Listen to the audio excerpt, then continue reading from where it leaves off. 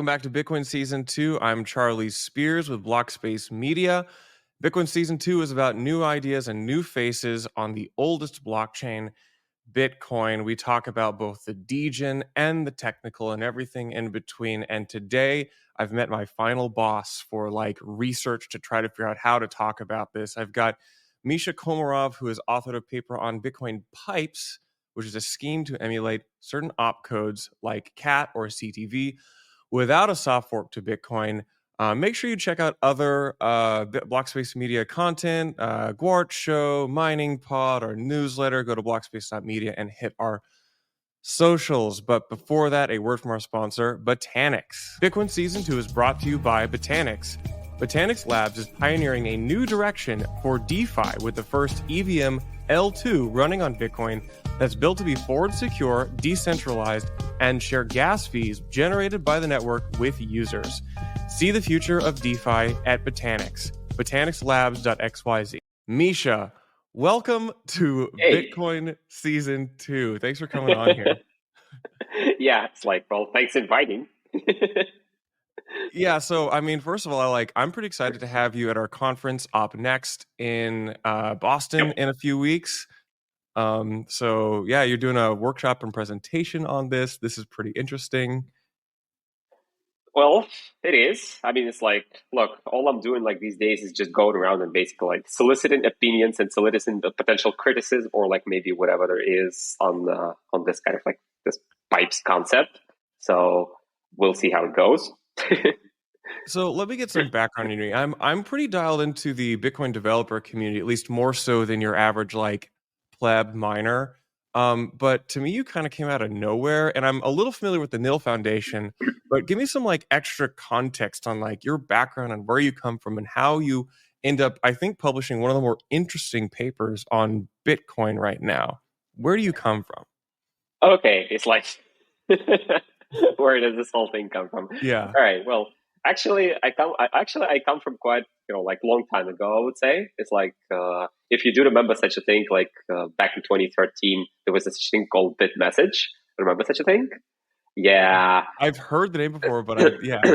Yeah, basically, it's the attempt to try to embed early experiments about how do you embed something human readable into whatever you usually hash as a replication packet in Bitcoin. It's if, for example, you start just writing human readable messages in there, right? Kind of Bitcoin messenger, back from 2013. So CPP implementation of it, if you still can find it on the internet somewhere, these hands, all right? So that's the thing. After that, it's been quite a long journey. I kind of was all around the place, in crypto in general, I would say. It's starting from,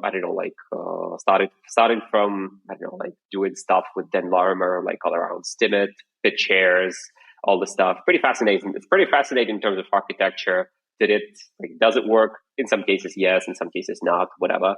So, I don't know. Bram Cohen, goddamn, it's VDF with Chia guys, Filecoin stuff. I don't know, you name it, Mill Foundation, LIDA, Mina guys, the whole crypto, just all over the place.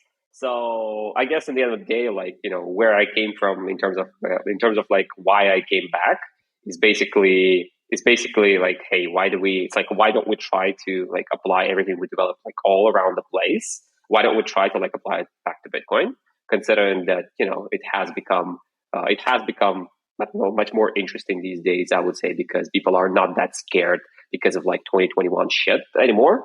So everybody's a little bit more open to new ideas, a little bit more open to experimentation. So why not? It's yeah. So you're back, baby, and you're under a lot of your work focuses under a company or initiative called Allokinit. Explain this to me. You tried to explain the nomenclature here. Where's this come from? Okay, well, it's this whole Allokinit initiative is basically what we have started about half a year ago. After we realized that, we gave birth to too many things it's in NIL, the NIL Foundation. It was basically a cryptography research and development firm. And now it focuses on Ethereum, but whatever, doesn't matter. So, basically we were okay, well, we gave birth to too many things in there. Like, so we got to try to maybe like, all of those like are very research intensive, like heavy things. So each of them is basically like a separate project. So we're like, okay, well, let's start this little research organization, which will be like, just pushing forward this like, research around like different, I don't know, different areas, right? Like, and bootstrapping what makes sense to be bootstrapped like right now in terms of, in terms of what the stack is applicable to, is like what the problem we see can be solved and everything. So it's like this kind of thing. It's a research fund, all right? So yes, it's called allocated because it's basically the variation over the default constructor in Objective-C, if somebody remembers such a language. So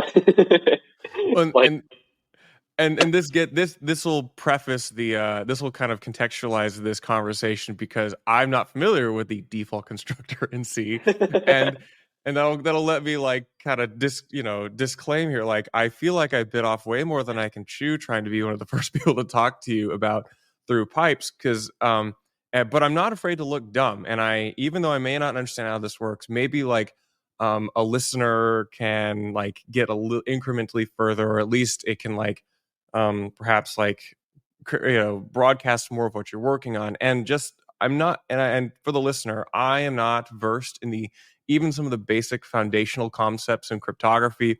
I have a little more technical understanding of Bitcoin than the average person, but we're just going to jump right into this. And so Misha, before we talk about pipes, I think you actually prefaced both the pipes white paper and your blog very well, where you actually just begin with like, what are opcodes and covenants? This is something I understand. Just start by explaining what opcodes are, and then how does an opcode produce a covenant? Okay, let's go for it. So basically, let's say it this way: it's like all of these, like protocols. It's like, for example, like again, like Bitcoin or like something which like got inherited from it. It's like all of them, they have these conditions on why like certain transaction got to be like accepted or not, right? It's like you can just pull it right in without like literally, it's like without any literally like conditions or something. There were protocols with such an architecture back in 2016, 2017. Like I've done some of them myself as well, but whatever. So like designed, okay, well, not really done, but anyway. So and like this, kind of conditions on why certain transactions should be applied, should be like, included in the protocol, like in the next replication packet, like for example, should be mined in the next block, right? It's like, it's basically defined by, it's like, it can be a little bit parameterized. It's like the behavior of it can be a little bit more, I don't know, like parametric, like programmable, right? So you need to virtualize some kind of executor, which will define these conditions if a certain transaction can be like, put into the protocol or like not into the protocol commit log or not. So basically for this, you need some virtualized executor.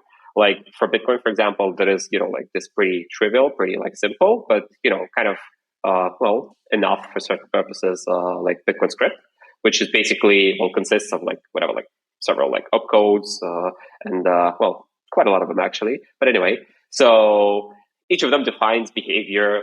It's like each of them defines behavior over the transaction which comes in. And, so combination of them can define pretty complicated behavior. Well, maybe not that complicated as like somewhere else, but anyway, it's enough for most of the purposes.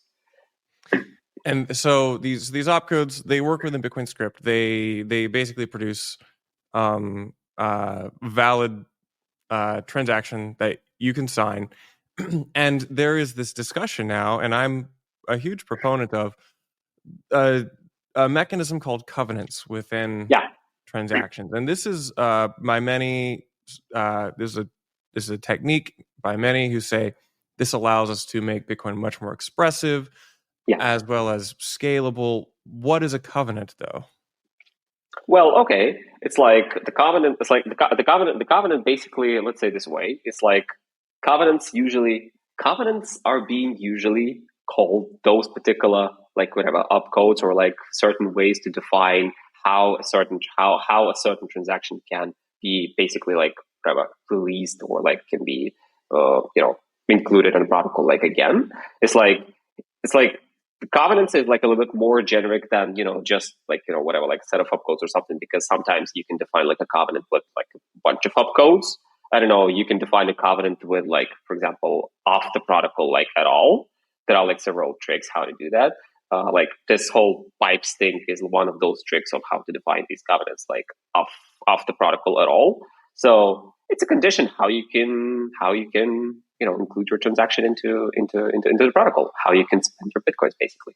So it's kind of a little bit of more general notion of what the hell is this. So you've written this proposal for Bitcoin pipes, and Yes. and I think for the listener, this is a proposal, and I've intuited somewhere that I think you're working on an implementation, and we'll get to that. But this is an idea which you are currently working on actually implementing. So we don't have like an actual demonstration of what it like Not yet. working. Not yet. So we'll come back to that at the end. But let's just get right to it. It's been too long. Explain to me, what is a Bitcoin pipe? Okay, let's go for it. So it's like you want, like, for certain cases, like you want to define complicated behavior for a transaction to go through, basically, right? So how do you like define this complicated behavior? Like, again, you do it with the currently existing opcodes, and or you try to add new opcodes which enable you to do more complicated things within the smaller amount of basically block space. So it's like, so you don't need to like fill in the replication packet with like megabytes and like terabytes, or like opcodes, like very simple ones. You can like do something which is very like, small and efficient with just one, for example, opmule, like a multiplication opcode, right? So that's like something which, kind of was disabled in Bitcoin, like in the early days. In the same time, like emulating that with just additions and subtractions, I mean, dude, nah, just nah. So for complicated cases, like for example, I don't know, ZKP's verification of Bitcoin. Okay, that's like kind of also a pretty hot topic, like for the last couple of years at least. And for this kind of tricks, for this kind of operations, you need to have like multiplication of codes. You need to have like, some whatever, like maybe additional hashing of codes. I don't know. Like, all right. You need to have people are pushing this concatenation of code, which is very, very, arguable if it's needed or not. Like people are like literally fighting about this. Yeah. I bet that, guys at your conference, like in November, it's going to be a complete shit show about this. Everybody's going to be fighting with each other. We're going to put everybody in the same room and have them at least talk. They haven't actually, there's not been a lot of like cross-domain discussion in a while. So we're just going to hope that it's productive. It's like get a couple of ambulances, like, waiting outside of the conference venue, right? Just in case. Yeah, and free drinks later to accelerate the conversation. So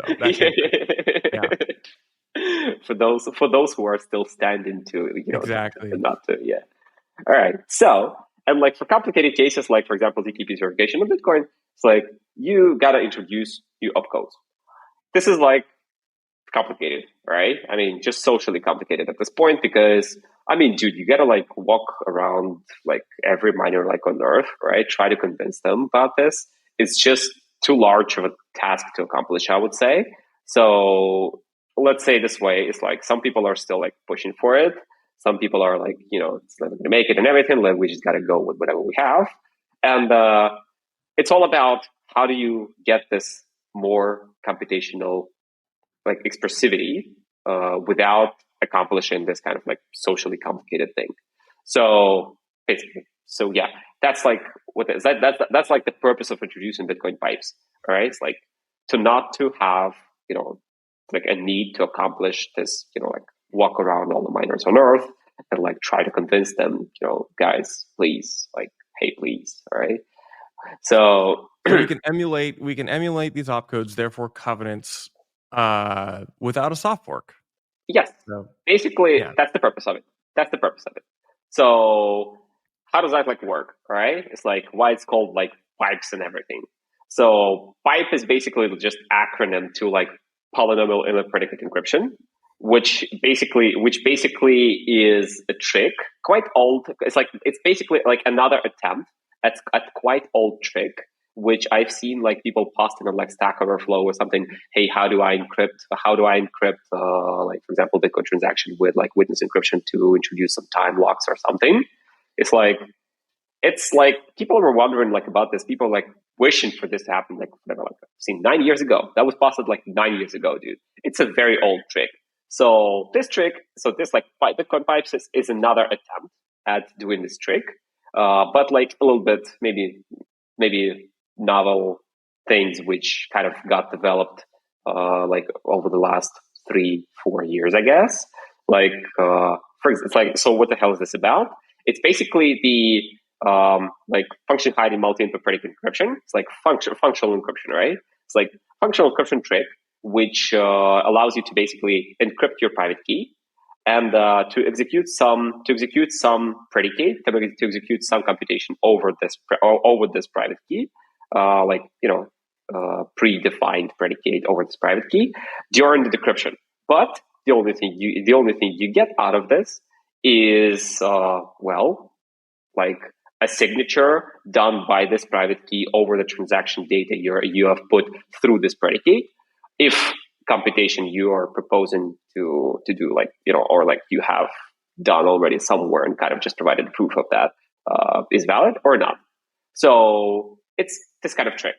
And it's like you basically either get the signed Bitcoin transaction with the private key, which you never know, or you don't get it at all. And like in the same time, this kind of like compute over encrypted element, like compute over secret element, something like this.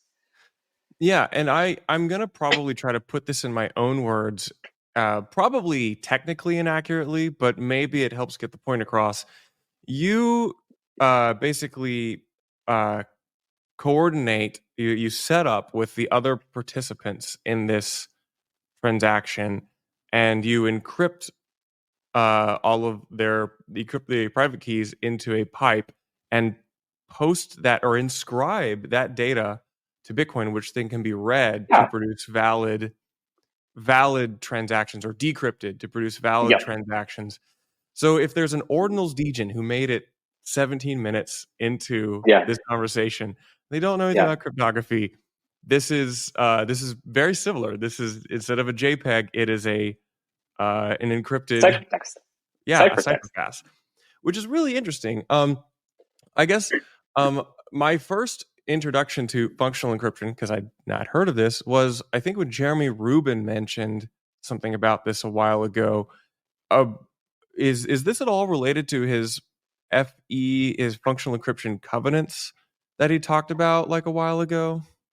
I mean, it's like, as I said, there were several attempts to like talk about similar things again, like even 9 years ago. So of course, I read that write up, and like, it's, kind of describes in general words, maybe something which, kind of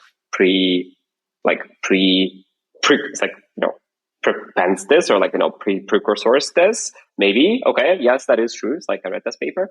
Yeah, I mean, again, it's like this is a very old trick. It's like I've seen people talking about this, like encrypting Bitcoin transactions, or like encrypting pre-signed Bitcoin transactions, or like signed in Bitcoin transactions, like during decryption on Stack Overflow, like posts from 9 years ago. Yeah. So that's almost like the oldest trick in the book. Attempt to make the oldest trick in the book like a practical one. So. Okay, so what do you think we talk about next? This relies on, is it placeholder proofs? Yeah. Do we talk about placeholder proofs? Do we talk about setting up the pipe? Which of these things do you think is the best way to talk about this next? I mean, we can go through both of these, I guess. It's like, I'll try to make it sound fun, all right? So. Okay, thank you. All right. So what the hell are these placeholder proofs and everything, right? So these placeholder proofs is basically, it's proofs of a Blonkish-alike proof system over LPC commitment scheme, like hash-based commitment scheme, which is, well, again, it's like you can do like over KCG and everything. But anyway, so it's a Blonkish proof system we've designed back in nil back in 2021. It's somewhat similar to what Plonky 2 is. I mean, I guess it's just Plonky 2 went public with the similar concept a little bit earlier than we did. So maybe. So that's the thing. It's, again, just the proof system I used because I know it the best, because I was at the very inception of it. And I kind of, we did all the implementation. We used it across all the projects we built with nil and everything. And so that's, just an example. Formally speaking, these things are not tied to any particular proof system. I mean, you can verify Starks in there. You can verify anything in there. If you do the recursion, for example, the only limitation of which kind of proof system you can verify is if you can linearize, or you can express its verification via quadratic equations. So it could be computed during the inner product computation, when you try to yield the Schnorr signature of a Bitcoin transaction, right? So otherwise, if you can't use the proof validity fact as a multiplier to the Schnorr signature, which you're kind of trying to produce, I mean, it will simply, there will be no conditions for this. It's going to be unconditional signing for whatever you put in there, and that's kind of crap. So that's why you gotta have this kind of proof system verification inside a pipe, and that's why it inherently enables basically native, but whatever PKP's verification on Bitcoin, just as a small little nuance, little consequence of that. So that's what it is. So yeah. So gotcha. So what was I going to ask? So as I was trying to wrap my head around the placeholder proof system, which basically I was it's just a proof system, and and in your paper you mentioned that it's pretty well positioned to be a good proof system for Bitcoin, to be verified on Bitcoin, but as your paper says, the problem is even this method doesn't guarantee the so-called pessimistic verification on Bitcoin because of commitments only check being possible.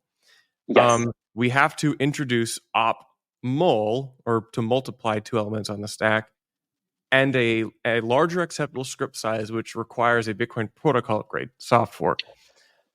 And so we would have to emulate missing covenants like cat, missing opcodes, op-mul, and cat, larger script size.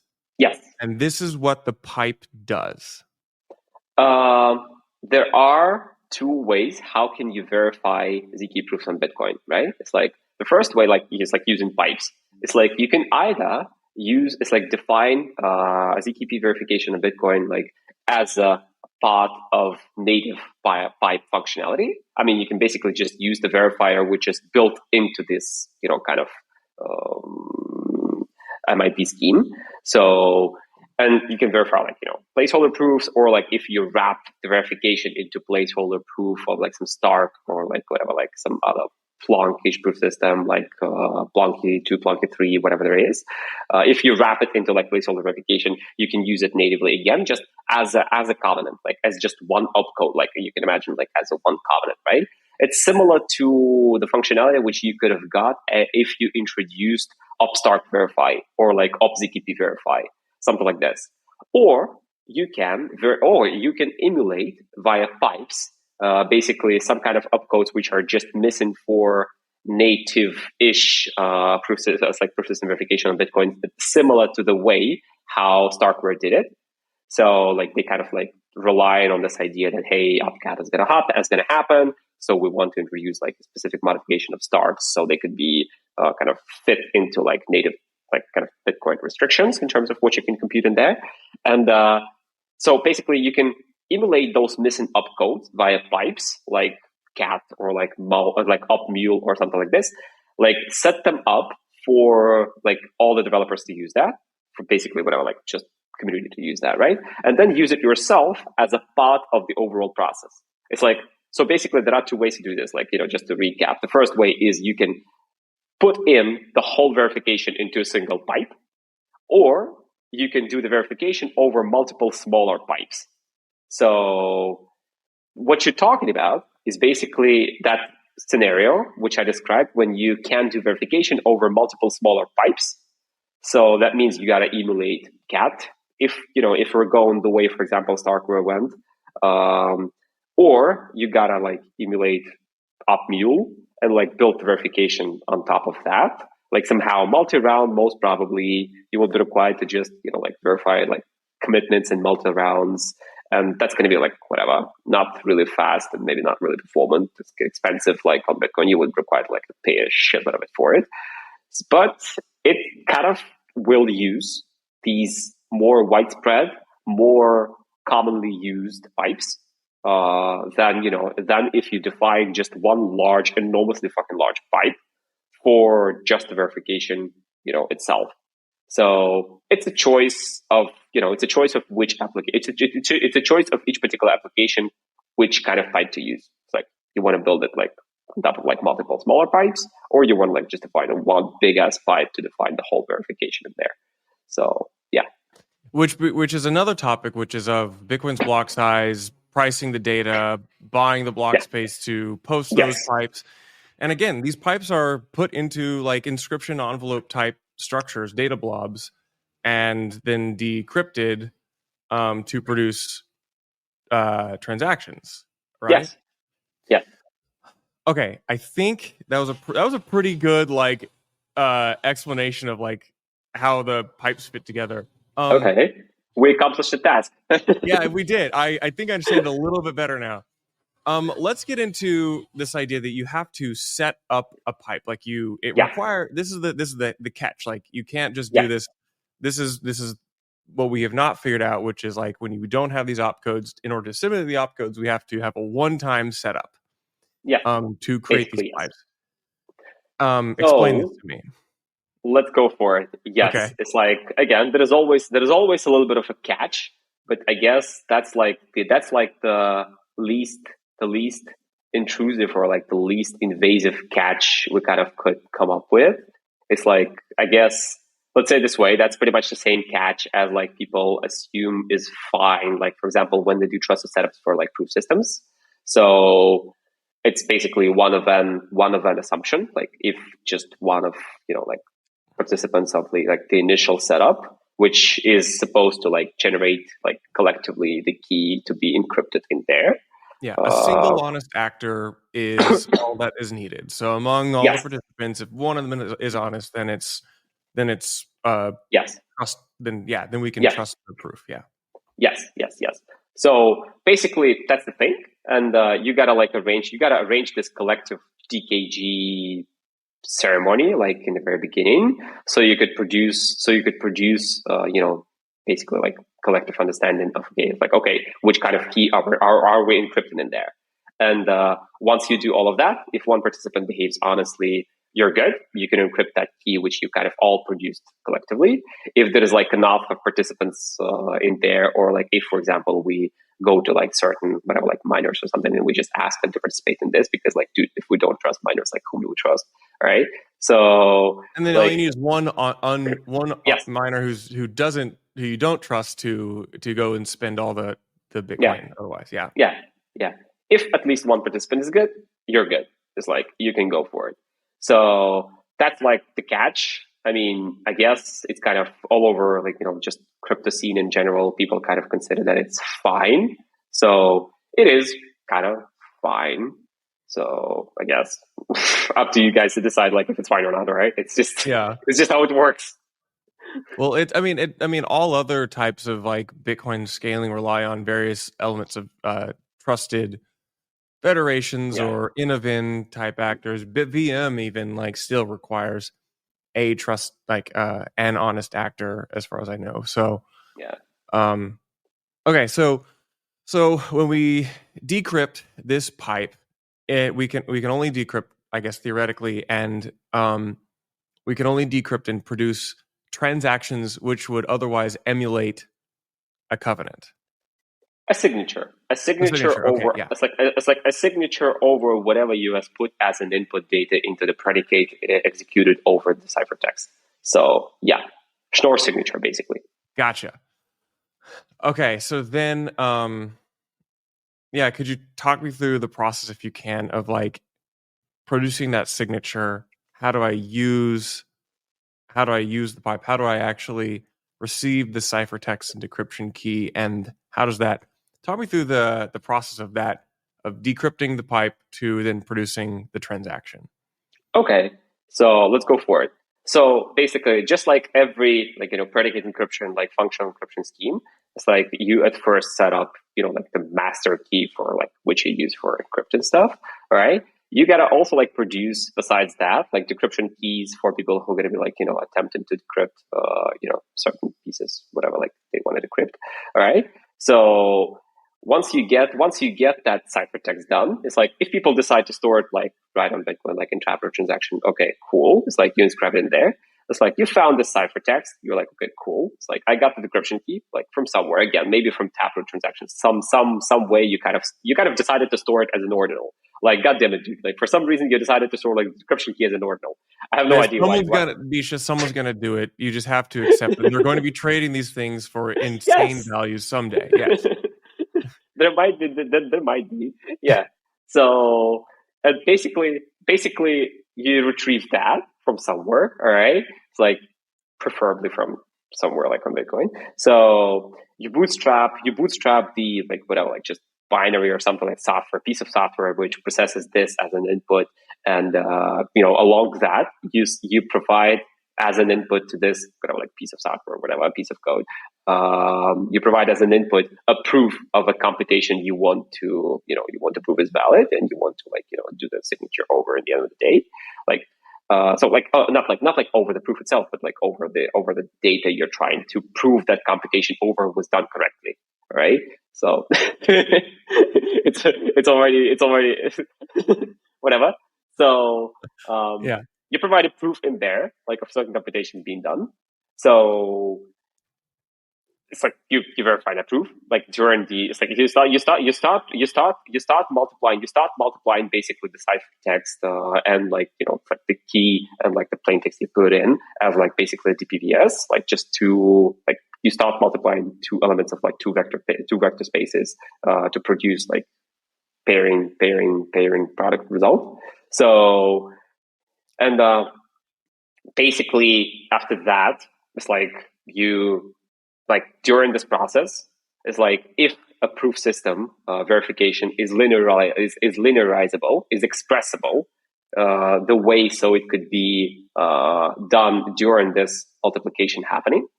It's like you get the proof verified, and like in the same time, like Schnorr signature. It's like why it's Schnorr signature, why it's not something else. It's like basically, okay, well, you could potentially like do that with like ECDSA, right? It's like I've seen like, for example, as you mentioned, Jeremy in his write-up like a little bit earlier, he supposed this to happen like over CDSA. Due to it doesn't work over CDSA. Like, okay, well, it works, but it works pretty shitty. So preferably Schnorr. So, and in the same time, you can linearize, again, tricky, but you can, a Schnorr signature production process into this like pairing computation process. So in the end of the day, like with this input you've put through this binary like piece of code, whatever, you get a signature over the data you have supplied as an input in here as well. If you have supplied, like, for example, a valid Bitcoin transaction and like it has passed all the checks and like all the computations needed and everything like over it, you're good. It's like you can use this signature over a transaction. Like you can just submit this transaction like as like to Bitcoin because you have a signature for it already. So it's kind of like, again, like off-chain process, which either yields you a signature or like not. So that's what it is. That is something I'll have to go back and listen to a few times to like to try to wrap my head around. But at least you explained it. Maybe a listener can like wrap their heads around it better. So I want to pull pretty far back here and just there's someone sawing outside, but whatever. I want to pull really far back here because you've designed a scheme which works without a soft fork, and just because this is a topic of our conference and kind of a personal interest of mine, I just want to get your thoughts on soft forks in general. What do you think about the likelihood of future Bitcoin soft forks? What's your thinking there? I mean, look, it's like let's start with one thing. It's like I don't think that at this point, just hard forks. You can't do hard fork with Bitcoin like at this point. I don't believe you can.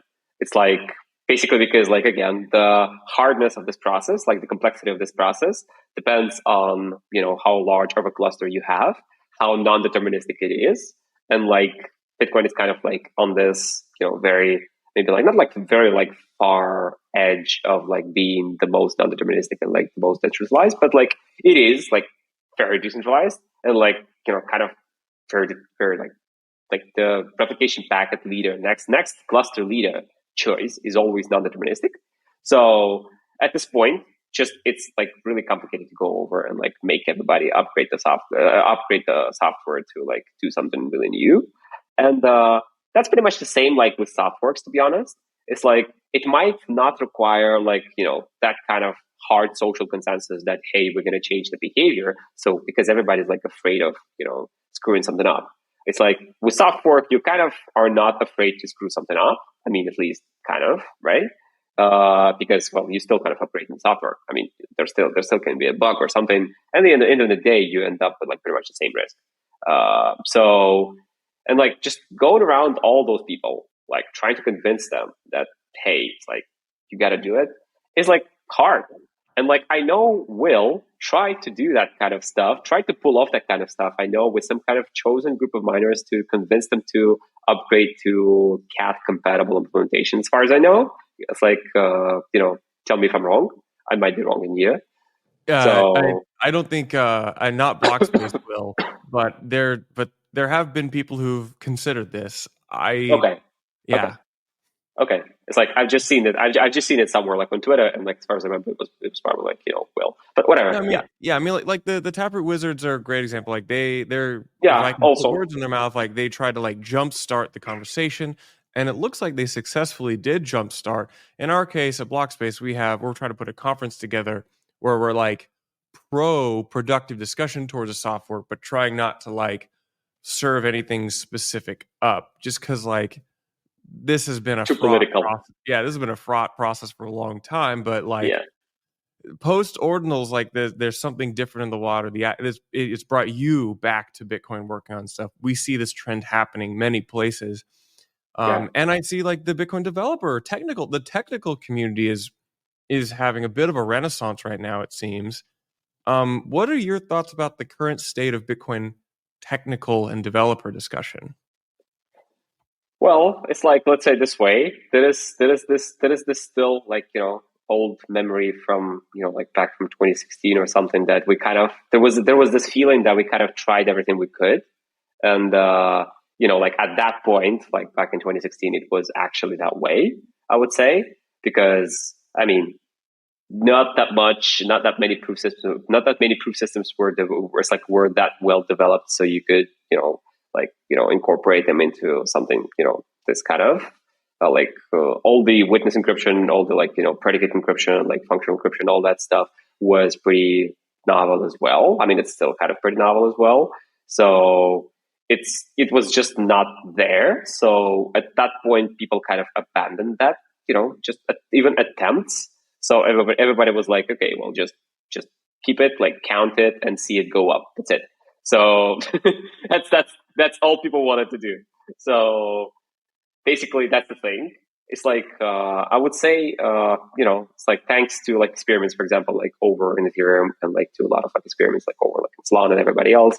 It's like it's quite a lot of technical progress was made in terms of like what you can do. It's like what you can do with proof systems, what you can do like with cryptographic primitives and everything. So it became possible to like apply back all of that progress to what we have like as first and like the oldest, as you said, cluster out there in the industry.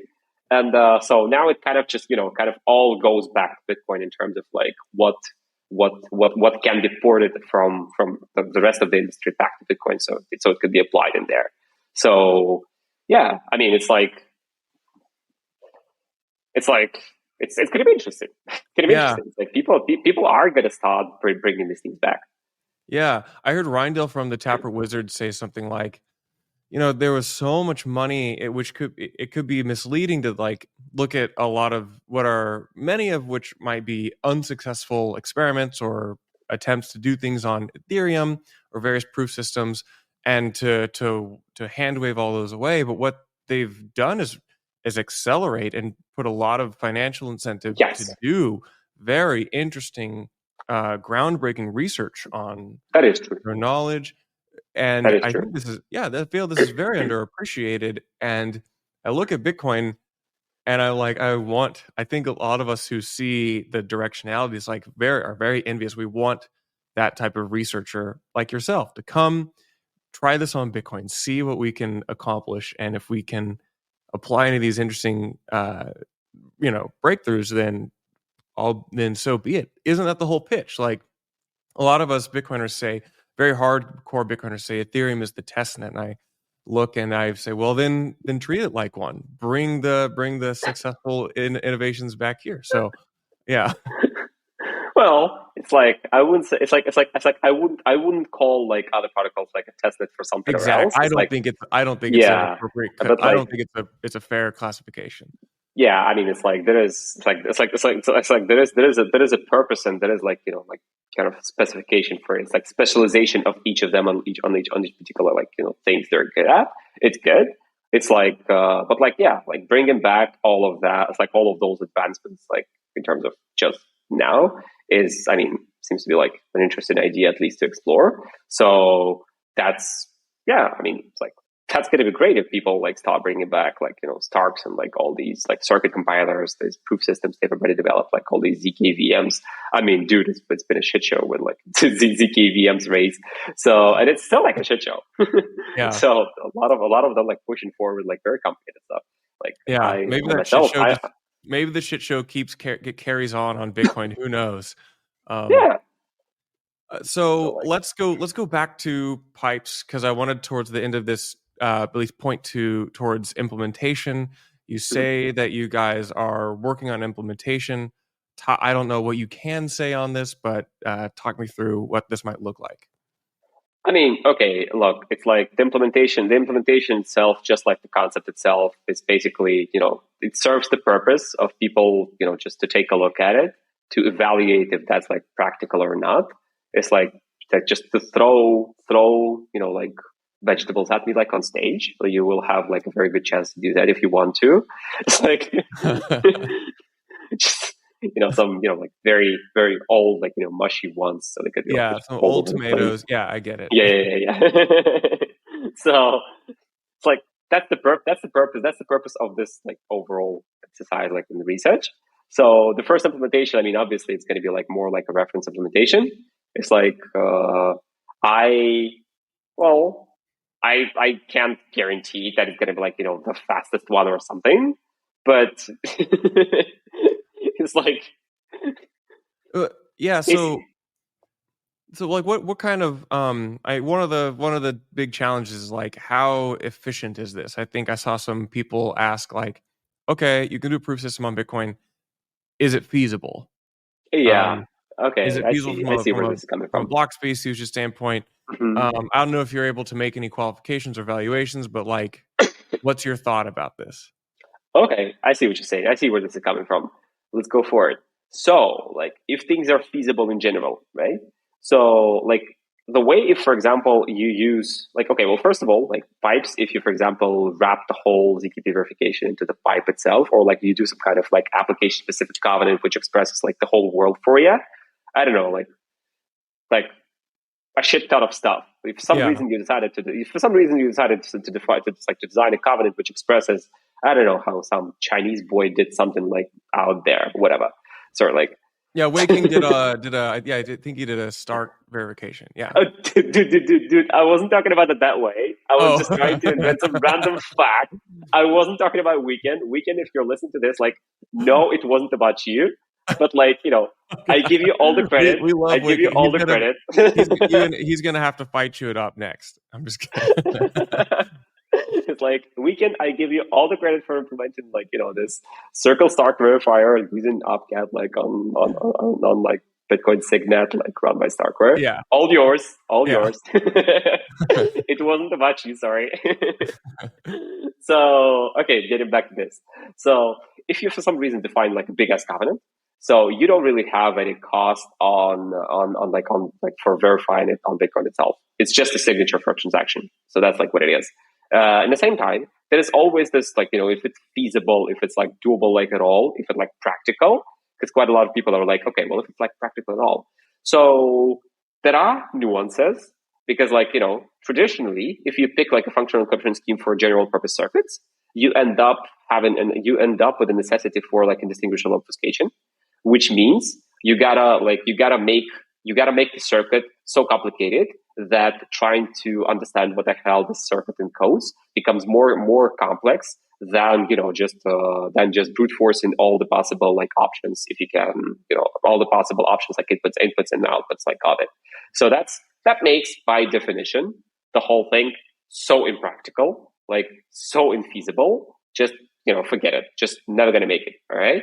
In the same time, like the whole Pipes paper is about how do you try to make it at least a little bit more practical how do you avoid indistinguishable obfuscation, and like how do you express it's like inside the pipe itself computations maybe like inside the inner predicate encryption like scheme itself computations maybe not very general, not like a generic purpose, but some more structured computations, more specialized computations which can fit what we can do without the general purpose with indistinguishable obfuscation functional encryption. So that means, basically that's like the attempt to basically make the whole concept more practical, because as I said, the idea is pretty old. Like it's like really one of the oldest tricks in the book. So the idea is pretty old. It's like, this is just an attempt to make it more practical. So how practical it's going to be? I mean, the only thing I can say is that it's going to be more practical than indistinguishable obfuscation, because like indistinguishable obfuscation, like I've seen experiments out there on GitHub. Somebody have implemented like a witness encryption scheme with indistinguishable obfuscation over multilinear maps. It took like hours to encrypt a private key, like a Bitcoin private key in there, like literally hours on like quite a big ass server. So it's impractical. It's like indistinguishable obfuscation is impractical. So like, yeah, like it's gonna be better than indistinguishable obfuscation. That's all I can say right now, right? Everything else we will see that when the implementation's like out there, because we're experimenting on that. So yeah. Got you. Well, I feel like I've at least pulled some interesting insights from this, and I feel like I understand a little bit better.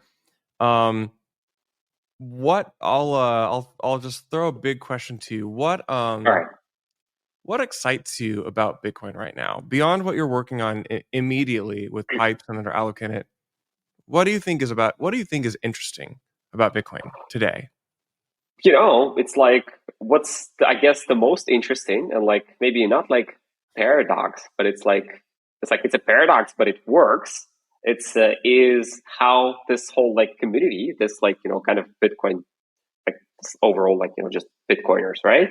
It's like have managed to maintain this big ass meme. Like no matter it's like really complicated, no matter it's like really complicated to do anything like it's like the Bitcoin, because it's very political. You gotta like agree with multiple parties, and like it's just huge in terms of like amount of miners, amount like of nodes and everything. So no matter it's like really complicated to do anything, people have managed to preserve and like to basically to keep that meme growing. It's like up to that point that in fact it became almost like a planetary scale meme at this point. It's like everybody else, like Encrypted, tries to make it because of functionality, because of like what you can do. It's like there's like it's like all this complicated like balance, all this complicated dance on like what you make on fees. It's like how do you maintain like the sustainability of the protocol? It's like what the validators will earn and everything. What amazes me with Bitcoin actually is like how people manage to maintain and like grow this just big ass meme, not caring about like anything else. Just it's just so. That's something poetic about it, that you are as far in the weeds on cryptography and on the edge of research and proof systems and everything, and yet you pull back and you see Bitcoin as it's got rules and math and shit, but it's just a big Yeah. meme. I mean, it, and they're like, the fact is, like, at this point in time, I think you can't do anything with that meme. I mean, not like in terms of functionality, but it's like, it's here. It's here. It's gonna stay like that huge. It's like, just everybody like has this in their heads, and that's like amazing. It's like how over the years people still manage to maintain like like that relevant, interesting, and like more, it's like much larger than anything else like in crypto in the end of the day. So that's something. That's something which I'm really amazed by. I think that's a great place to end it. Any final thoughts, Misha? I've really enjoyed this conversation. I don't know, like, come throw vegetables at me, I guess. Yeah, get your vegetables. Make sure you go check out Allocant social media and website. Misha on where's like the best? Where do you publicly communicate, Misha? Is it Twitter? Is it through the blog? I mean, I do reply on Twitter like quite often. It's like I don't often post on Twitter, but like I do reply quite often in there. So like, feel free. I'm out there. Go throw metaphorical vegetables at him on Twitter, Yeah. and they'll be throwing vegetables at me too, for even daring to entertain such interesting ideas as this. So anyway, Misha, thank you so much for coming on Bitcoin Season 2. I really appreciate it. And I will see you in person in Boston on November 9th for Op Next. Yep. Catch you later.